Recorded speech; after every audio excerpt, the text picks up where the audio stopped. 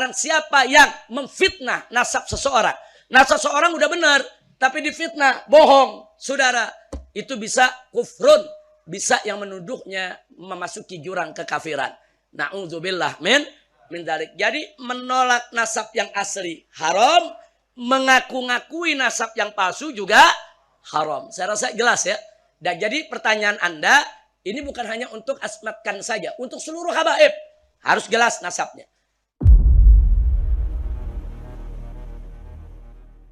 Marga azmatkan itu termasuk salah satu marga habaib. Sama dengan marga bin Syahab, Al-Attas, Al-Hamid, Al-Idrus, dan lain sebagainya.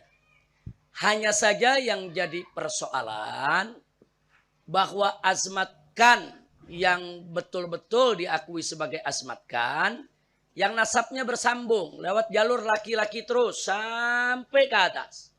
Nah, jadi enggak boleh ada nasab tahu-tahu fulan bin fulan bin fulan, tahu-tahu di tangannya bin fulanah perempuan. Habis perempuan baru binti fulan lagi, baru nyambung. Itu enggak masuk.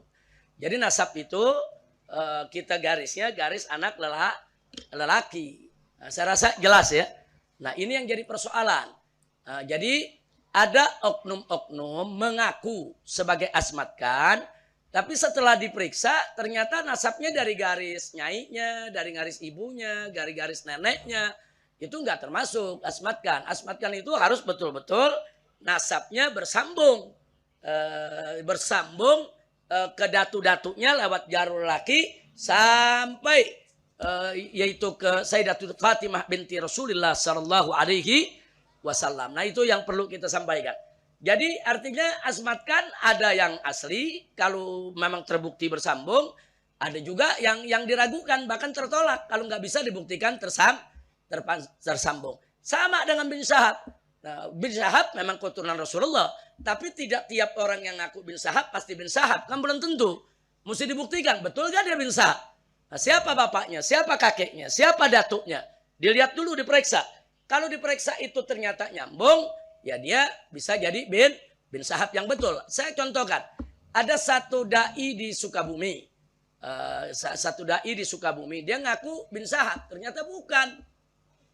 Nah, ternyata begitu diselidiki, palsu. Dia nggak pernah punya nasab bin Syahab.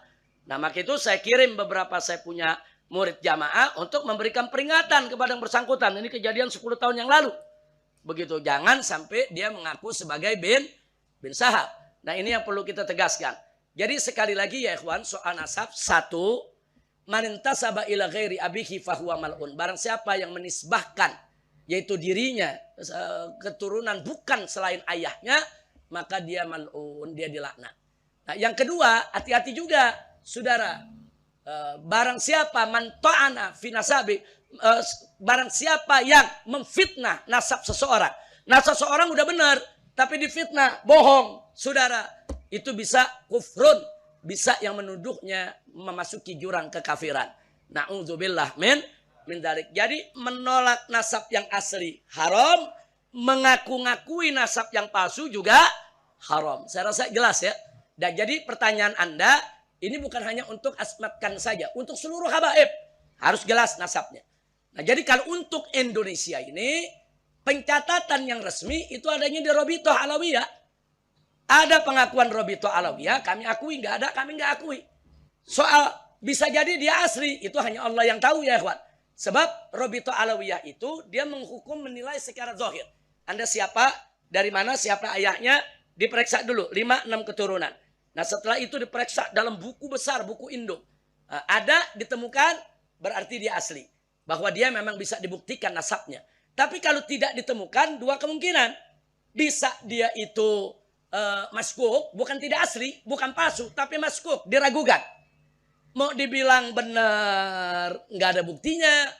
Mau dibilang nggak benar, bisa jadi benar ya kawan. Itu namanya maskuk. Nah, kalau maskuk begini, kita tawakuf, jangan menghukum.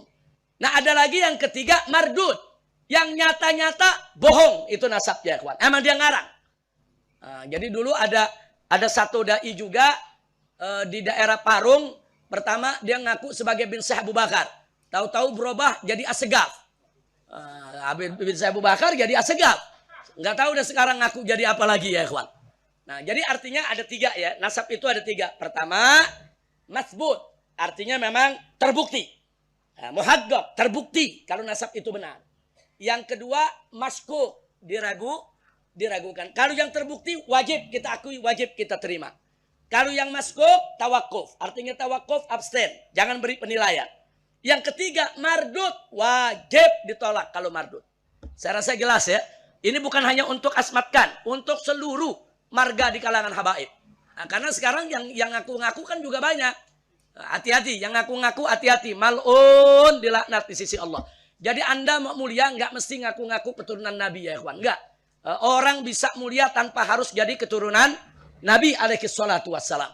Jadi inna akramakum indallahi atqakum. Siapa di antara Anda semua yang paling bertakwa, dia yang paling mulia. Jadi sekali lagi jangan untuk mengejar popularitas, kemuliaan, ngaku-ngaku keturunan Nabi. Justru bukan jadi mulia, jadi hina ya kawan. Tapi kalau dia nggak ngaku-ngaku keturunan Nabi, dia orang soleh, dia orang baik, dia orang yang manfaat di tengah masyarakat, dia mulia. Jadi kemuliaan itu bukan hanya milik keturunan Nabi. Yang bukan keturunan Nabi juga banyak orang-orang mulia. Karena mereka bertakwa kepada Allah. Itu satu yang saya mau ingatin. Kedua, saudara, soal keturunan Nabi ini nggak ada pendaftarannya.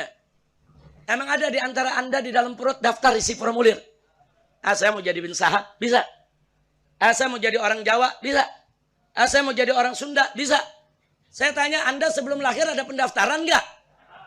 Anda jadi orang Sunda kehendak siapa? Anda jadi orang Jawa kehendak siapa? Anda jadi orang Arab kehendak siapa? Anda jadi keturunan Rasulullah kehendak siapa? Semua kehendak Allah. Habib Ali mungkin daftar mau jadi Alatas Habib Ali. Enggak ada. Habib Zaki ada daftar jadi Ala Idrus. Enggak ada ya ikhwan. Dan kami para habaib yang merupakan keturunan Rasulullah SAW, di satu sisi itu memang nikmat yang harus disyukuri. Tapi pada saat yang sama itu amanat yang berat, saudara. Hati-hati. Dalam surat Al-Ahzab, Allah ingatkan tentang para istri Nabi. Kalau mereka berbuat dosa, dosanya double. Kalau mereka melakukan kebaikan, pahalanya double. Itu istri Nabi, saudara. Kenapa? Karena para istri Nabi tadi punya kewajiban untuk menjaga nama baik Nabi alaihi salatu wassalam. Makanya kalau mereka berbuat baik, pahalanya double. Satu, pahala untuk kebaikannya. Satu lagi, pahala karena dia menjaga nama baik suaminya, yaitu Nabi Muhammad SAW. Begitu juga kalau berbuat dosa. Baca surat Al-Ahzab, saudara. Allah ingatkan, istri-istri Nabi berbuat dosa, double dosanya. Saudara. Satu, dosa untuk kesalahan yang dilakukan. Satu lagi, dosa karena sudah merusak nama baik Nabi kita Muhammad Sallallahu Alaihi Wasallam. Walaupun nama baik Nabi nggak pernah bisa dirusak oleh siapapun, saudara. Alhamdulillah. Nah begitu juga akhirnya para ulama mengkiaskan dari itu mengatakan kalau istri Nabi saja yang nggak ada hubungan darah, saudara, punya amanat yang begitu berat, apalagi zuriyahnya yang punya hubungan darah, saudara. Maka itu zuriyah Nabi ini di satu sisi nikmat, dia mesti syukuri kepada Allah. Tapi di sisi lain amanat yang berat. Kalau dia berbuat baik, saudara, maka dia mendapatkan ganjaran yang berlipat. Tapi kalau dia berbuat salah, dia akan mendapatkan juga dosa dan siksa yang berlipat. Na'udzubillah min dzalik. Kira-kira jelas tidak?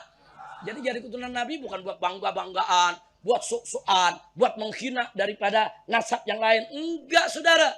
Syukuri menjadi keturunan Nabi dan jaga amanah. Jadi suri tauladan buat umat. Jaga nama baik Nabi Muhammad Sallallahu Alaihi Wasallam. Nah, jadi bagi penanya tadi, kebetulan di sini ada pimpinan Robitoh yang di Bekasi. Nah, bisa nanya-nanya tuh. Sebetulnya nasab asmatkan bagaimana sih? Bagaimana cara menentukan nasab itu betul apa enggak? Nah, itu kalau orang-orang Robitoh ngerti soal itu. Saya rasa jelas ya. Kalau saya bukan bidangnya, bukan. Ilmu ya kita ada soal itu. Tapi saya bukan orang yang punya hak untuk menetapkan. Ini masbut, ini maskuk, ini mardud. Nah, saya bukan bidangnya tuh. Nah, itu yang punya wewenang bidang itu adalah salah satunya Robito Alawiyah. Itu untuk di Indonesia. Nanti di Afrika ada juga seperti Robito. Di India ya juga seperti Robito. Jadi para ulama baik habaib maupun bukan habaib sejak lama bekerja sama untuk menjaga kemurnian daripada nasab para keturunan Nabi Muhammad sallallahu